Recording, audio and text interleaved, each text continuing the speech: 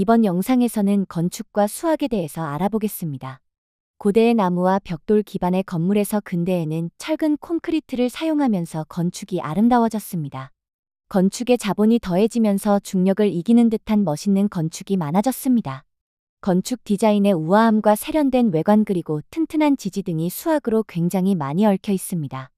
그래서 현대 건축은 수학과 건축공학, 현대미술 그리고 자본이 만들어낸 예술이죠. 우리는 그 중에서 동대문 디자인 플라자를 살펴볼 겁니다. DDP에 가보신 적 있을까요? 보통은 독특한 은색 곡선의 건물을 보고 멋있다, 미래적이다라고 느끼실 겁니다. 그런데 우리 같이 수학을 아는 사람이 이곳을 다녀오면 조금 다른 것을 볼 수 있을 것이에요. 바로 거대한 수학 공식이 현실로 구현된 모습이었죠. 오늘 영상에서는 DDP라는 건축물 속에 숨겨진 수학, 그 중에서도 핵심인 파라메트릭 디자인에 대해 이야기하려 합니다. 먼저 이 건물을 설계한 건축가 자하 하디드에 대해 이야기하지 않을 수 없지요. 그녀는 여성 최초의 건축계 노벨상이라 불리는 프리츠커상 수상자입니다. 그런데 흥미로운 점은 그녀의 학부 전공이 건축이 아니라 수학이었다는 사실입니다. 베이루트 아메리칸 대학교에서 수학을 전공한 그녀의 배경은 훗날 기존의 건축학이 상상하지 못했던 과감한 곡선과 비정형의 설계를 가능하게 한 뿌리가 되었습니다. 그녀의 건축 철학은 곡선의 미학, 해체주의, 비정형으로 요약됩니다. 우리가 학교에서 배우는 유클리드 기하학의 반듯한 직선과 직각의 세계를 거부하고 위상수학에서나 볼 법한 연속적이고 유기적인 곡선을 건축에 도입했지요. 벽과 천장, 바닥의 경계가 없이 물 흐르듯 이어지는 이 공간은 단순한 디자인이 아니라 철저한 수학적 계산의 결과물입니다. DDP가 지어진 땅의 역사도 살펴보겠습니다. 이곳은 원래 조선시대 군사훈련원인 하도감과 한양 도성 성곽이 있던 자리입니다. 공사 중에 다량의 유구가 발견되었고 이를 보존하기 위해 설계가 여러 번 변경되었습니다. 보시는 것처럼 과거의 역사인 성곽과 수문이 보존되어 있습니다. 과거의 유산과 최첨단 수학적 건축물이 공존하는 이 공간은 시간이라는 변수 t가 공간 XYZ에 어떻게 개입하는지를 보여주는 듯합니다. 자, 이제 오늘의 핵심 주제인 파라메트릭 디자인으로 넘어가겠습니다. DDP가 어떻게 이런 비정형의 곡면을 가질 수 있었을까요? 사람이 손으로 그렸을까요? 바로 3D 프로그램을 이용한 파라메트릭 설계 덕분입니다. 여기서 파라메트릭이란 수학의 매개변수를 의미합니다. 우리가 수학 시간에 배우는 함수 fx는 y를 떠올려 볼까요? 여기서 x값이 변하면 y값이 변하죠? 파라메트릭 디자인은 건축물의 형태를 고정된 그림으로 그리는 것이 아니라 데이터와 알고리즘의 관계식으로 정의하는 것입니다. 이 슬라이드의 도식을 보시면 인풋 데이터와 알고리즘을 거쳐 아웃풋이 나옵니다. 예를 들어 건물의 높이, 바람의 세기, 부지의 면적 등을 x, y, z와 같은 변수로 설정합니다. 그리고 바람이 세면 공류를 높인다라거나 빛의 양에 따라 창문의 크기를 A가 B보다 크다는 조건으로 조절한다는 식의 함수 관계를 만드는 거죠.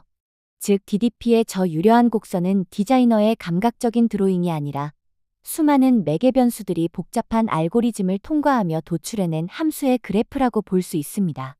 실제 설계 과정을 보면 단순한 형태에서 시작하여 매개 변수 값을 조정함에 따라 건물의 곡률이 실시간으로 변화하는 것을 볼 수 있습니다.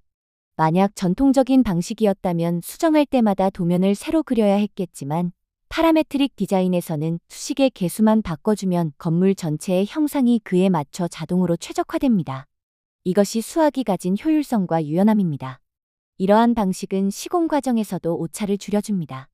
컴퓨터가 계산한 정확한 좌표값 데이터가 시공자에게 전달되기 때문에 사람이 눈대중으로 만드는 곡선이 아니라 수학적으로 완벽하게 제어된 곡면을 구현할 수 있게 되는 것이죠. 이 장면이 바로 파라메트릭 디자인의 절정, 외장 패널 설계입니다. DDP 외관은 무려 45,133장의 알루미늄 패널로 덮여 있습니다. 수학적으로 생각해 봅시다. 군화 곡면을 평면인 철판으로 감싸려면 어떻게 해야 할까요? 미적분 시간에 배우는 것처럼 곡면을 아주 잘게 쪼개야 합니다. 이를 이산화 혹은 테셀레이션이라고 하는데요. 테셀레이션은 우리 수학 교육 활동에서도 종종 나옵니다. DDP의 패널은 45,000장이 넘지만 놀랍게도 똑같은 모양의 패널은 단 하나도 없습니다. 곡률이 급한 곳은 패널을 작게, 완만한 곳은 크게 만들어야 했기 때문이죠. 사람이 일일이 45,000개의 패널 도면을 그리는 건 불가능합니다. 하지만 파라메트릭 알고리즘을 사용하면 곡률 R값에 반비례하여 패널의 크기를 결정한다라는 함수를 적용해 순식간에 45,133개의 서로 다른 패널 전개도를 만들어낼 수 있습니다.